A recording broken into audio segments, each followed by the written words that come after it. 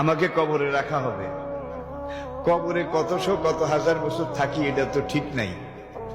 তারপরে কেয়ামত হবে, কেয়ামতের হাসরের মাঠ হবে, আল্লাহ বিচারে বসবেন। সেদিন বিচার হলে বোঝা যাবে আমি কি পাই আর কি না পাই। তাহলে হাসরের বিচারের পরে বোধহয় আপনার পাওয়া না পাওয়া শুরু হবে নাকি? কালা রাসূলুল্লাহ সাল্লাল্লাহু আলাইহি ওয়াসাল্লাম মা মাতা কামাত আলাইহি কিয়ামাতুন। যে লোকটা মরে যায়, রুহটা বের হয়ে যাওয়ার সঙ্গে সঙ্গে তার কিয়ামত শুরু হয়ে যায়।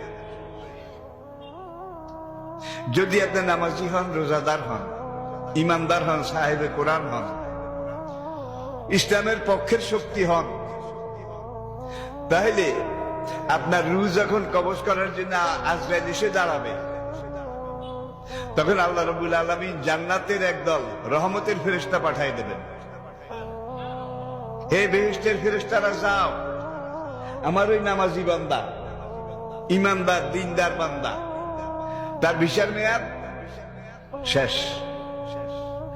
এখন তার রূহটা সম্মানের সাথে কবজ করিও, আদরের সাথে, আদবের সাথে কবজ করিও, সে যেন ব্যথা না পায়। সাকরাতুল মউত, মৃত্যু যন্ত্রণা, তাকে যেন বেশি কষ্ট না দেয়। তখন আজরাইল তার জান কবজ করার জন্য যখন বুকের উপরে চেপে বসে, আল্লাহ পাক ওই জান্নাতের একদল ফেরেশতা তাদেরকে ওই মুরমুষ নেককার ইমানদার নামাজি লোক তার রগের ভিতর দিয়ে তার শরীরের ভিতরে ঢুকাই দেয়। ঢুকাই দিয়ে বলে, আজরাইল এখন জান কবজ করবে। এটা বাস্তব, সবার জন্য অবধারিত। কুল্লু নাফসিন, সবাইকে মরতে হবে।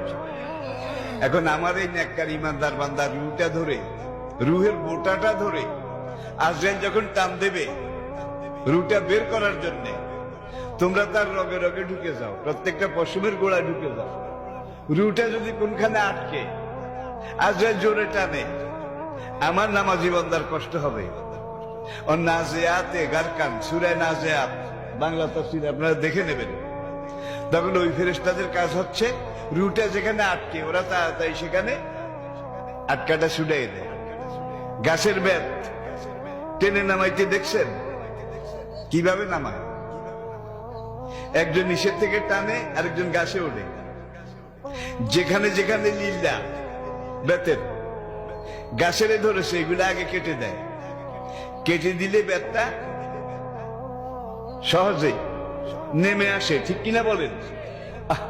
সূরা নাজিয়াতের মধ্যে আল্লাহ পাক বলছেন, আমার নামাজি, রোজাদার, ইমানদার, দিনদার বান্দা, তার যখন বিচার মেয়াদ শেষ হয়ে যায়, আজরাইলকে তার জান কবজ করার জন্য আগে পাঠাই, সঙ্গে সঙ্গে একদল রহমতের ফেরেশতাও আমি পাঠাই।